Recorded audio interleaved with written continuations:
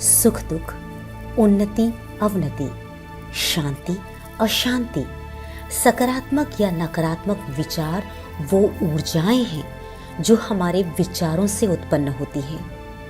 तो क्या इसका मतलब ये है कि हम आत्म साक्षात्कार, सूक्ष्म आत्मनिरीक्षण से यह जान सकते हैं कि हमारे जीवन में अवसाद, अशांति और समस्याओं का कारण क्या है?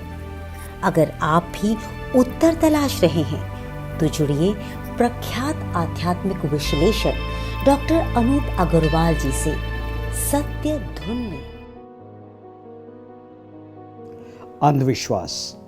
अंधविश्वास की दुनिया के अंदर हम लोग सब उलझे हुए हैं।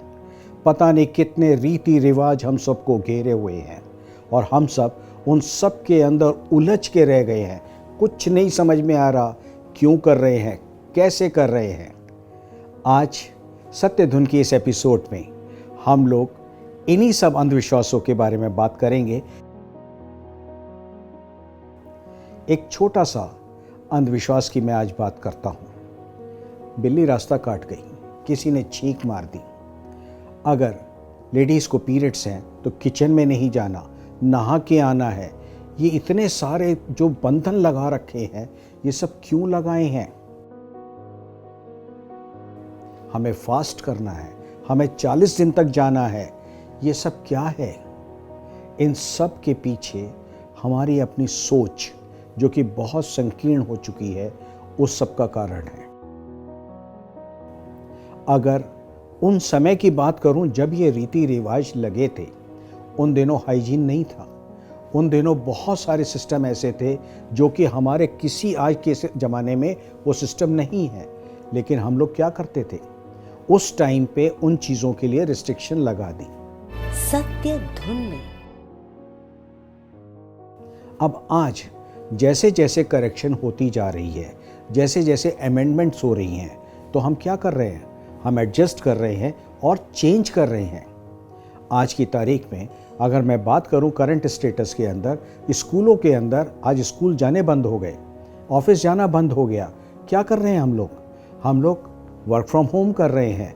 अपना घर के अंदर लैपटॉप लेके उसी को स्कूल ले रहे हैं, ऑनलाइन कोचिंग ले रहे हैं।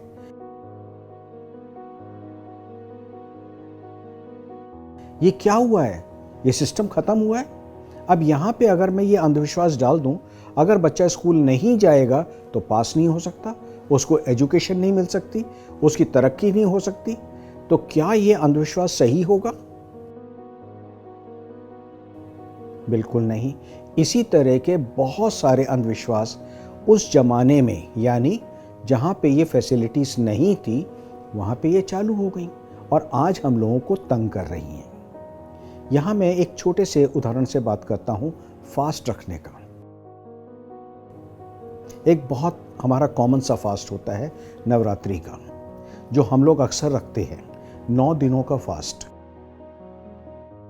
अब उसमें क्या करते हैं हम लोग कहेंगे कि कुट्टू का आटा खाना है, सिंघाड़े का खाना है, जो पता नहीं हमारे जो भी डेटाबेस है, या हम लोग पूजा कर लेते हैं। कोई सबके अपने अलग अलग सिस्टम है। अब ये क्यों हुआ? यहाँ पे जो नवरात्रि का सिस्टम शुरू हुआ, उसके पीछे एक रीज़न था। वो रीज़न ये था, हमारे यहाँ पे 2 फसल आती थी, एक हमारी अक्टूबर के अंदर और एक हमारी अप्रैल के अंदर। तो हमारे को क्या होता है, यहाँ पे जो वेजिटेबल्स आते थे, जो फ्रूट्स आते थे, वो सब चेंज हो जाते हैं। अगर आप सर्दियों की बात करेंगे तो सर्दियों में क्या मिलेगा आपको? पूरी हरी आपको सब्जियां मिलती हैं। आपको पालक मिलेगा, आपको जितनी भी साग है वो सब मिलेंगे। और गर्मियों में गर्मियों की सब्जियां दूसरी हैं, वहाँ पे फ्रूट्स दूसरे हैं। तो यहाँ क्या किया हमने अपने स्टमक को उस 9 दिन के लिए एक ब्रेक दिया, ताकि उस सिस्टम के लिए, जो आने वाला सिस्टम है, उसके लिए एट्यून हो जाए। हमारा सिस्टम खाने पीने का, हमारा स्टमक डाइजेशन का, वो एक सेट हो जाए। ये एक छोटा सा सिस्टम है। अब इस सिस्टम को फॉलो करने के लिए हम लोगों ने क्या किया? हमने कहा भाई 9 दिन का हम फास्ट रख लेते हैं, जहाँ पे हम नहीं खाना खाएंगे अनाज को, और हम किसी सब्जियों को नहीं खाएंगे। तो उससे क्या होगा, हमारे पेट की जो डायरेक्शन है या जो उसकी अपना एक फंक्शनिंग है वो सब बराबर हो जाएगी। और जब 9 दिन बाद जब वो सर्दियाँ वाला शुरू हुआ या गर्मी वाला फंक्शन शुरू हुआ तो वहाँ पे वो वेजिटेबल फ्रूट्स हम लोगों ने खानी शुरू कर दी। सर्दियों में हम तला हुआ खा लेंगे और गर्मियों में हम तला हुआ नहीं खाते। यहाँ पे हम उसको एडजस्ट कर रहे हैं। अब समय बदल गया। अब समय क्या हुआ, 12 महीने आपको हर सब्जी मिल रही है, 12 महीने हम लोग तला हुआ खा रहे हैं। हमारा कोई सिस्टम रहा ही नहीं। घरों के अंदर एसी लग गया तो गर्मी वाला कॉन्सेप्ट ही खत्म हो गया। हीटर लग गए फर्स्ट क्लास, घरों के अंदर सर्दियों का सिस्टम खत्म हो गया। अब 12 महीने हमारे सब चीज़ अवेलेबल है। तो क्या ये फास्ट जरूरी है? सत्य धुन में क्या उस अंधविश्वास को, यानी उसको जो करने का एक तरीका है, वो क्या सही है? यहाँ पे हम लोग किसी भी क्रिया को करते हैं उसके पीछे रीजन को नहीं देखते, हम ऐसा क्यों कर रहे हैं। अगर हम लोग एक बात करें, एक सिंपल सी मैं बात करता हूँ, आरती करते हैं हम लोग। तो आरती क्या करते हैं हम लोग, क्लॉकवाइज करते हैं। इस तरह से आरती कर रहे हैं। क्यों कर रहे हैं हम लोग आरती, ऐसे क्यों नहीं कर रहे? अब इसके पीछे किसी को कोई रीज़न नहीं पता, हम ऐसे क्यों नहीं कर रहे, कोई जवाब नहीं देगा। या हम ऐसे क्यों कर रहे हैं, इसका भी कोई जवाब नहीं है। तो आफ्टर ऑल हम लोग जो भी काम कर रहे हैं उसके पीछे रीज़न क्या है? अगर हम अपनी घड़ी को देखते हैं तो घड़ी हमारी क्लॉकवाइज जिसे हम लोग कहते हैं 1 2 3 4 करके इस तरह से चले जा रही है। अगर मैं आपसे कहूँ कि ये इस तरह से क्यों चल रही है, ये उल्टी क्यों नहीं चल रही, तो यहाँ पे इसका कोई जवाब नहीं मिलेगा। जो घड़ी चल रही है इस तरह से, वो जिन्होंने सूर्य के हिसाब से किया कि हमारा जो सन है वो अर्थ में हमारा ईस्ट टू वेस्ट को मूव करता है, तो उन्होंने घड़ी को उस हिसाब से बना दिया। लेकिन हम क्योंकि पृथ्वी पे रहते हैं, सूर्य पे नहीं है, हम पृथ्वी पे रहते हैं और पृथ्वी की रोटेशन जो है वो हमारी वेस्ट टू ईस्ट है। और जब हम वेस्ट टू ईस्ट की बात करते हैं तो हमारी जितनी भी रोटेशन है वो सारी वेस्ट टू ईस्ट है। अब इसका क्या प्रूफ है कि वेस्ट टू ईस्ट है? अगर आप 100 मीटर की रेस देखेंगे या आप कभी अपने पार्क के आगे, जो घर के आगे कोई भी पार्क हो, वहाँ पे लोग जो सैर कर रहे हैं उनको देखिएगा, वो क्या कर रहे हैं, वो आपका वेस्ट टू ईस्ट ऐसे चक्कर काट रहे हैं। यानी वो पृथ्वी के हिसाब से, जो पृथ्वी की रोटेशन है उसके हिसाब से चलेंगे। अब जितनी भी रेसेस होती हैं हमारी, मैराथन कह लो, 100 मीटर कह लो, 200 मीटर कह लो, वहाँ सब हमारी एंटी क्लॉक है। हमारा जितने ट्रैक्स बने हुए हैं वो सारे एंटी क्लॉक हैं। अब ऐसा क्यों है? हमारी अपनी बॉडी स्ट्रक्चर के अंदर हमारा जो लेफ्ट पैर है वो राइट पैर से थोड़ा सा छोटा है, जिसकी वजह से जब हम चलते हैं तो यूं टर्न लेने में हमें बहुत आसानी हो जाती है और हम आराम से चल जाते हैं। सत्य धुन में लेकिन इसके बावजूद जब हम जानते हैं कि हमें वेस्ट टू ईस्ट चलना है, फिर भी हम ईस्ट टू वेस्ट चलाते हैं। और उससे क्या होता है, हमारी सोच, हमारी समझ सब विपरीत होती जा रही है। हम उसके हिसाब से चल ही नहीं रहे हैं। आप एक घड़ी को देखिए जो आपकी उल्टी चल रही है, आपके हिसाब से उल्टी चल रही है। लेकिन अगर वो देखेंगे तो जो सूर्य घड़ी होती थी, जो अगर आप लोगों ने कहीं देखी हो, कई जगह लगी हुई है, दिल्ली में भी लगी हुई है और आपके भुवनेश्वर कोणार्क में भी लगी हुई है, वहाँ पे आप देख सकते हैं। तो ये सब जो घड़ियाँ हैं ये हमारी इस तरह से चल रही हैं, वो पृथ्वी की रोटेशन के हिसाब से चल रही हैं। तो आप इस घड़ी को देखेंगे और फिर उसको फोकस करके देखिए कि आपको कितना आनंद आता है या क्या आपके सोच में क्या अंतर आता है। उस चीज़ को आप अपनाइएगा और उसका अनुभव कीजिएगा। जब आप अनुभव करेंगे, उस अनुभव की कोई सीमा नहीं होगी, वो कुछ नया होगा। आप यहाँ पे इसको एक और चीज़ समझ लीजिए कि आपने अगर एस्केलेटर देखा है या ट्रेवलेटर देखा है, अब ट्रेवलेटर चल रहा है, उसके साथ साथ मैं भी चल रहा हूँ, तो क्या होगा, जो डिस्टेंस है वो जल्दी कवर हो जाएगा। लेकिन अगर ट्रेवलेटर हमारा इस तरह से चल रहा है और मैं उस पर उल्टा चल रहा हूँ तो क्या होगा, डिस्टेंस बहुत देर में कवर होगा। क्यों? क्योंकि हम अपोजिट डायरेक्शन में चल रहे हैं। तो अगर मैं अर्थ के अपोजिट डायरेक्शन में चलूँगा तो क्या होगा, सर्टेनली हमारी ग्रोथ डिले होएगी, सोच भी फर्क आएगी। यहाँ पे इन सब चीज़ों को सोचना और समझना, इसके अलावा हमें एनालिसिस भी करना जरूरी है। हम फास्ट करते हैं, अब फास्ट क्यों करना? कोई सोमवार का कर रहा है, कोई थर्सडे का कर रहा है, कोई 40 दिन का फास्ट कर रहा है, कुछ सब अपने अपने धर्म के हिसाब से, अपनी समझ के हिसाब से कर रहे हैं। क्यों? यहाँ पे जो डेटा हमारे पास आ गया कि हमें ऐसा करना है, बस उतना पता है। क्यों कर रहे हैं उसके पीछे रीज़न नहीं है। सब हम डरे हुए हैं अपने भय से कि ये करेंगे तो ऐसा हो जाएगा। सत्य धुन में करवा चौथ का फास्ट रखेंगे तो क्या होगा, नहीं रखेंगे तो क्या होगा? भाई साहब, नहीं रखा तो हस्बैंड को बीमारी हो जाएगी, परेशानी हो जाएगी, डेथ हो जाएगी। लेकिन उन केसेस में क्या हुआ जहाँ पे वाइफ को कुछ परेशानी थी या जिन परिवारों में रखा ही नहीं जाता, वहाँ पे क्या हुआ? वहाँ कोई क्या प्रॉब्लम हुई? कोई प्रॉब्लम नहीं हुई। सालों साल रिश्ते चल रहे हैं। ऐसा क्या चीज़ थी, ऐसी कौन सी ऐसी चीज़ थी जिसकी वजह से हम लोग ये कर रहे हैं? अब यहाँ पे सिर्फ एक और सिर्फ डर आता है जो हम सबके अंदर है। अब डरना किस चीज़ के लिए? उनका खोने का या उसको कुछ नुकसान हो जाने का? ये भय क्या है? और ये भय कब आता है हमारे अंदर? जब हमारे को अपने ऊपर विश्वास ना हो।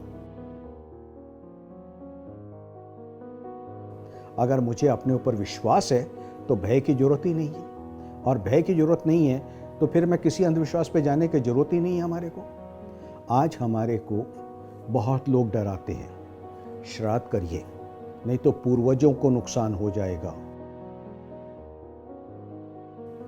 कहां से, कौन से पूर्वजों को नुकसान होगा? सच्चाई ये है, सत्य ये है कि हम अपने 4 पीढ़ी के नाम भी नहीं जानते। हम किस पीढ़ी की बात कर रहे हैं? कौन से अपने पूर्वजों की हम बात कर रहे हैं? कौन से 10वें हम पीढ़ी की बात कर रहे हैं? आज लड़का होने पे हम पार्टी कर रहे हैं कि हमारा खानदान चलाएगा। और अगर मैं उनसे पलट के पूछूं कि भाई साहब आप अपने 10 पीढ़ी के नाम बता दीजिए पिछले, कोई नहीं बता पाएगा। तो हम क्या कर रहे हैं? हम किस चीज को दिखाना चाह रहे हैं और क्यों दिखाना चाह रहे हैं? हम संस्कारों को कहते हैं कि हम संस्कारों का पालन कर रहे हैं। देखो हम कितने रीति रिवाज को पालन कर रहे हैं, हमने कितना पैसा खर्च कर दिया। ये दिखावा किस लिए? एक अपनी संतुष्टि? जी नहीं, संतुष्टि नहीं। एक बहुत छोटा सा और मज़ेदार एग्जाम्पल देता हूँ यहाँ पे। आप सभी लोग शादी पे जाते हैं, किसी ना किसी रिश्तेदार की शादियों में गए, बर्थडे पे गए, फंक्शन पे गए, और जाने से पहले क्या होता है? नए कपड़े पहने जाएंगे, नई ज्वेलरी पहनी जाएगी। किस लिए? कि लोग क्या कहेंगे। हमने इसलिए कपड़े नहीं पहने कि मुझे जरूरत थी, इसलिए पहने कि लोग क्या कहेंगे। अरे पिछली बार भी यही कपड़े पहने थे, इस बार भी यही पहन के चले आ रहे हो। अब हमने क्या किया? वहाँ पे एक दिखावे के लिए हमने अपने बजट की ऐसी तैसी कर दी। अब यहाँ पे क्या हुआ? जब शादी के लिए सारे इकट्ठे हुए तो वहाँ पे कभी एक बहुत गौर से फरमाइएगा, एक देखिएगा, ध्यान से देखिएगा, हर कोई दिखा रहा है। देखने का तो टाइम किसी के पास नहीं है। जब देखने का टाइम ही नहीं है तो आप क्या दिखा रहे थे? और उस चक्कर के अंदर, उस सोच के अंदर कि मुझे दिखाना है, लोग क्या कहेंगे, अपना नुकसान करा रहे थे। अब ये डर कि लोग क्या कहेंगे, हम अपने बच्चे को बहुत अच्छे वाले स्कूल में एडमिशन करा देते हैं। मेरी औकात नहीं है, मेरे पास पैसा नहीं है, लेकिन बच्चे को अच्छे वाले स्कूल में एडमिशन कराना है। क्यों? लोग क्या कहेंगे। अब ये जो लोग क्या कहेंगे, इसको क्या है? यहाँ पे कोई हमारा संस्कार नहीं है, कोई अंधविश्वास नहीं है। और यहाँ पे जब हम फीस नहीं दे पाएंगे, हमारा बजट आउट हो जाएगा, तब क्या होगा? फिर हम अंधविश्वास में जाएंगे। वहाँ कोई हमें मिलेगा और वो कह देगा कि भाई साहब आपको पितृदोष है, आपको फलाना चीज़ हो गई है, आपका ये ग्रह खराब हो गया है। और उस सब के अंदर क्या होगा? हम उलझ जाएंगे और उस ग्रह शांति के लिए हम और पैसा खर्च कर देंगे।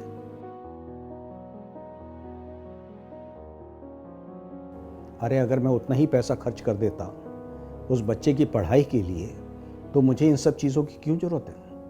लेकिन सच्चाई क्या है कि हम डर रहे हैं, एक भय में जी रहे हैं, और भय होना ही नहीं चाहिए। हमें किस चीज़ का भय है?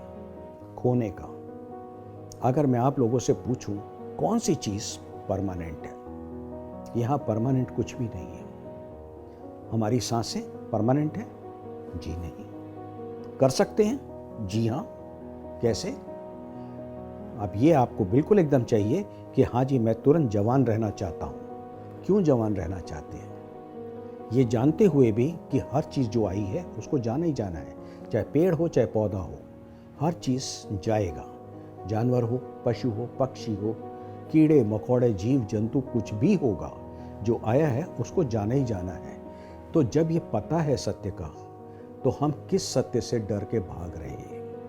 हमें कुछ नहीं पता, बस हम भाग रहे हैं। तो ये भागना छोड़ के अगर मैं इन चीज़ों को समझना शुरू करूं, तो कई अंधविश्वासों से मैं बाहर आ जाऊंगा। और ये अंधविश्वासों से बाहर क्यों आना है हमें? बाहर तो आना है, क्यों आना है? जो लोग हमारे को डरा रहे हैं या जो हमारे डर को कैश कर रहे हैं, वो गलत है। हम उन डर के कारण उन लोगों को गलत चीज़ की प्रोत्साहन दे रहे हैं, उनको बढ़ा रहे हैं। क्यों बढ़ा रहे हैं? अगर हम ध्यान से देखें तो हमारे को कोई डरा नहीं सकता। डरा कौन सकता है? जब तक हम खुद नहीं डरें। यानी आप कमज़ोर हैं तो कमज़ोर नहीं होइए। और इन अंधविश्वासों के अंदर जो हम अक्सर बहुत सारी, कोई मूर्ति पूजा, कोई कहीं की कामना कि ये हमारा इतना जाना है, इतना करना है और इतना दान देना है, इतने लोगों को खाना खिलाना है, ये सब क्या चीज़ है? और अक्सर इन सब के अंदर हम उलझ जाते हैं। एक हमारे जानकार किसी सज्जन ने हमारे से बात करी। उन्होंने कहा कि साहब देखो, मेरे को तो अपने पितरों के लिए बहुत कुछ मैंने दान करना था। मैं हरिद्वार गया और मैंने वहाँ पे बहुत कंबल मैंने दान करे, 100 कंबल लिए और 100 के 100 कंबल मैंने दान कर दिए। लेकिन हुआ क्या? वो ऐसे बेवकूफ़ आदमी, बदतमीज आदमी थे कि उन्होंने वो कंबल ले जाके मार्केट में बेच दिए और शाम को उस पैसे की दारू पी। सत्य धुन में। अब बताइए, यहाँ पे ये दो चीज़ें थी। एक, उसने जो ये स्टेटमेंट दी उससे मैं भड़क भी सकता था और उनकी हाँ में हाँ मिला सकता था। हाँ जी, लोग वाकई बहुत बदतमीज हैं, आपको तो बिल्कुल नुकसान हो गया, आपने जिस भाव के लिए दिया था वो आपको हुआ ही नहीं, पितर तो आपके फिर भी नाराज के नाराज रह गए, आप ऐसा डबल दान करो। और दूसरी चीज़, मैं अगर वहाँ पे उनसे ये पूछा, मैंने जब बात करी उनसे और ये कहा कि आप एक बात बताइए, आपका उद्देश्य क्या था? दान देना। हाँ जी। तो आपने दान दे दिया, बिल्कुल बात खत्म हो गई। अब आप उनके पीछे पीछे क्यों गए? अब इसका जवाब नहीं था। नहीं, मैं देखना चाह रहा था कि उन्होंने इस्तेमाल करे या नहीं करे। आपका उद्देश्य था दान देना, उसके बाद आपका किस्सा खत्म। अब वो क्या कर रहा है? अगर हमने किसी को खाना खिलाया है, वो खाना नहीं खा रहा, वो घर पे बांध के ले जा रहा है या सड़क किनारे फेंक दे रहा है, वो उसका काम है। आपने अपना काम श्रद्धा से किया। बस यहाँ पे इतना हमें सोचना है। हमारे को एक एक क्रिया को समझना है कि कोई भी हम कर रहे हैं, किसी भी तरह की क्रिया कर रहे हैं, क्यों कर रहे हैं। अब यहाँ पे एक एग्जाम्पल मैं देना चाहूँगा। हम लोग 10 जने गए थे मंदिर और वहाँ पे एक डिसाइड किया गया कि जो पीछे वाली वॉल है ना, उस पर सिर्फ अपनी नाक रगड़नी है। अब क्या हुआ, ये जितने जने थे ये अपना जा रहे थे और नाक रगड़ रहे थे और धीरे धीरे करके ये चक्कर काटते जा रहे थे। परिक्रमा थी, मंदिर के सारे लोग परिक्रमा कर रहे थे, तो इनके पीछे जो थे वो देखा देखी उन्होंने भी नाक रगड़नी शुरू कर दी। अब मज़ेदारी वाली बात क्या हुई, जब 6 महीने बाद हम सेम टेम्पल पे फिर गए दोबारा, तो वहाँ पे क्या प्रथा चल चुकी थी, अगर आपकी कोई मन्नत है आप नाक रगड़िए, आपकी मन्नत पूरी हो जाएगी। अब ये अंधविश्वास कैसे चालू हो गया? इस तरह के बहुत सारे अंधविश्वास आप लोग भी कर सकते हैं, कई जगह एक्सपेरिमेंट कर सकते हैं। दिवाली पे हम लोग अक्सर पूजा करते हैं लक्ष्मी की। अब लक्ष्मी और गणेश, अगर इन लोगों से मैं कईयों से पूछा मैंने इन दोनों के बीच का क्या संबंध है कि भाई गणेश लक्ष्मी की हम क्यों पूजा करते हैं, तो वहाँ पे भी कोई नहीं बता पाए भाई गणेश को क्यों मानना है और लक्ष्मी को क्यों मानना है। अब यहाँ पे लक्ष्मी को सिर्फ इसलिए माना जाता था क्योंकि हमारे यहाँ पे एग्रीकल्चर पहले बेस था हमारा, और जो अक्टूबर में हमारे को नई फसल मिलती थी उससे हमारी इकोनॉमी ग्रो होती है। हमारी कंट्री, हमारी इकोनॉमी सिर्फ ग्रो करती है नेचुरल एग्रीकल्चर से। बाकी तो जो चीज़ प्रोड्यूस हो गई है उसको हम लोग रीशेप कर रहे हैं। यानी जो गेहूं प्रोड्यूस हुआ है उसके आप ब्रेड बना रहे हो, पिज़्ज़ा बना रहे हो या कुछ भी बना रहे हो, लेकिन जो मेन प्रोडक्शन हुई है वो किसकी हुई है? वीट की। यानी एक्चुअल जो हमारी ग्रोथ आई है, जितनी ज़्यादा एग्रीकल्चर हमारे को मिलेगा उतनी इकोनॉमी हमारी ग्रो करेगी। अब यहाँ पे जब हमारे को वहाँ पे फसल आती थी, गन्ने की फसल आती थी जो कि मेन शुगर हमारे लिए मेन इम्पॉर्टेंट था, तो हम लोग क्या करते थे कि साहब आज हमारे इसकी पूजा करनी है, और हम लोगों का नया साल वहाँ से माना जाता था। क्यों माना जाता था? क्योंकि अब नई फसल लगेगी, हमारे पास पैसे आ गए हैं, अब हम सारी शादी ब्याह और जो भी खर्चे हैं हमारा सारा एक नया साल शुरू होगा। अब यहाँ पे क्या हुआ, उसको हम लोगों ने कन्वर्ट कर दिया। इसी तरीके से गणेश चतुर्थी का हाल हुआ। वहाँ पे हम लोग क्यों मनाते हैं? आप लोग सारा सर्च करिए, आपको एक एक चीज़ का पता लग जाएगा कि गणेश चतुर्थी कैसे शुरू हुई थी और आज उसका क्या स्वरूप हो गया। अब ये सब ऐसा क्यों हो रहा है? हम लोग बहुत पहले, करीबन 30-40 साल पहले एक एक्सपेरिमेंट किया था। टीवी पे भी वो आता था शो, अगर कोई याद होगा तो बहुत पुराना शो था। वहाँ पे एक आदमी को एक मैसेज दिया जाता था कि आप टेलीफोन करके ये मैसेज दूसरे को बताएंगे, और दूसरे से कहते थे जो मैसेज उसने बोला है वो आप तीसरे को बताइए और फिर आप चौथे को बताइए। अब हुआ क्या, वो मैसेज इस तरह से 10 जनों के पास गया, लेकिन जब 10 जने से उसके लास्ट वाले से पूछा गया कि भाई साहब आपको क्या मैसेज मिला, तो जो ओरिजिनल मैसेज था और जो रिसिप्ट मैसेज था, इन दोनों में ज़मीन आसमान का अंतर हो चुका था, क्योंकि हर कोई आदमी अपनी तरफ से उसकी व्याख्या कर रहा था। वेद व्यास जी ने अगर गीता लिखी तो क्या हुआ, वहाँ पे उस गीता की जो व्याख्या थी वो करने वालों ने अपने अपने हिसाब से उसकी व्याख्या कर दी, उसको अपने हिसाब से बता दिया।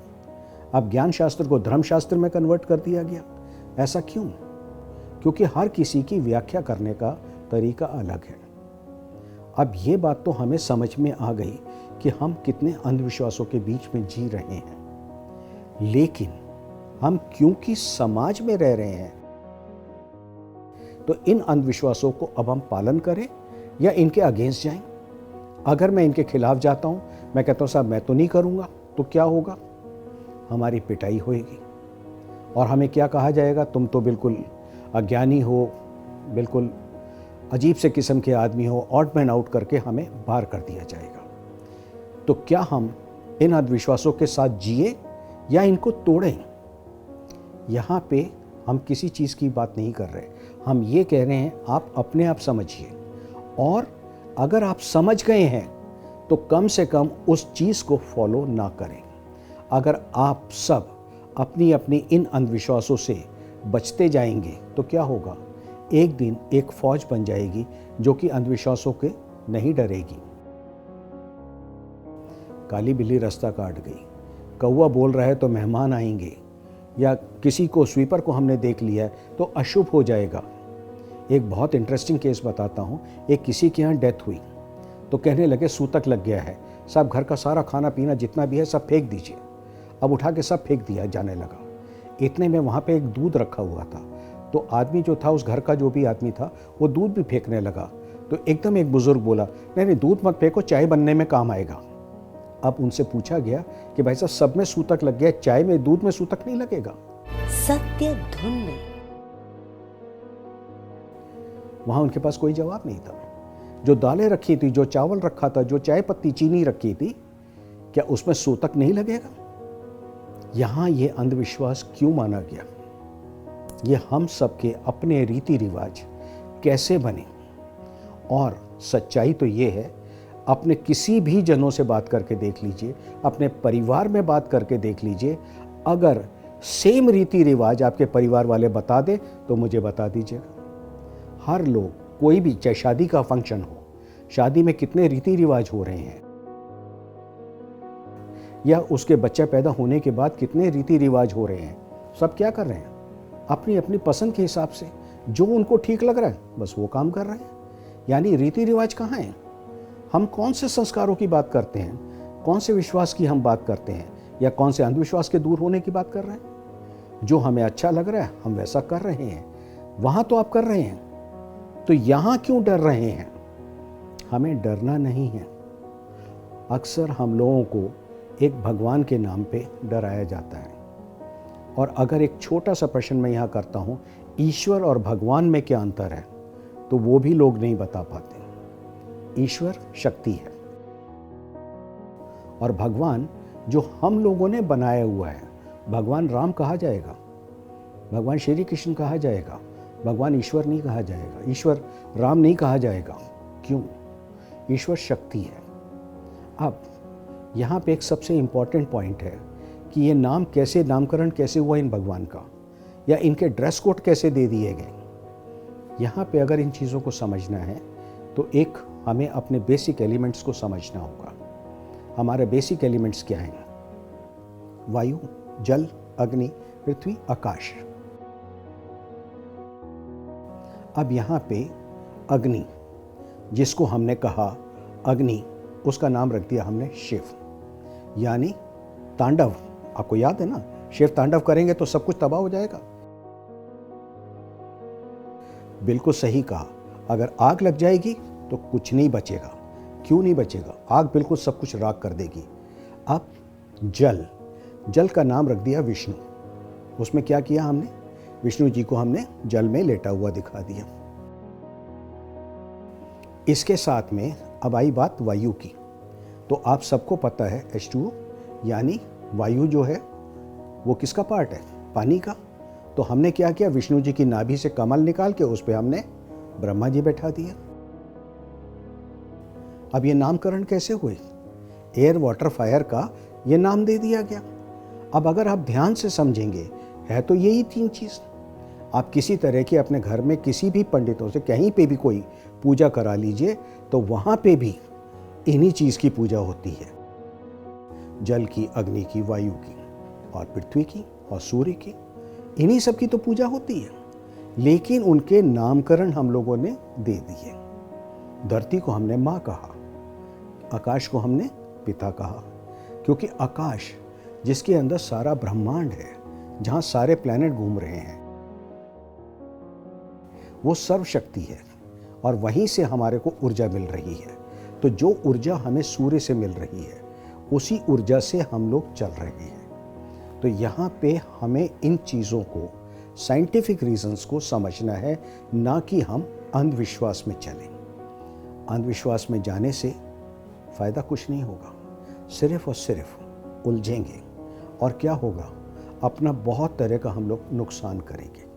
कितने पैसे हम लोग खराब करते हैं, कितना समय, कितनी एनर्जी, और कितने लोगों के हम अगेंस्ट हो जाते हैं। किस लिए?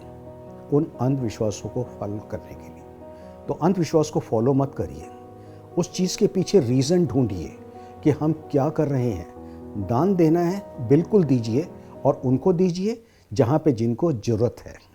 सत्य धुन में।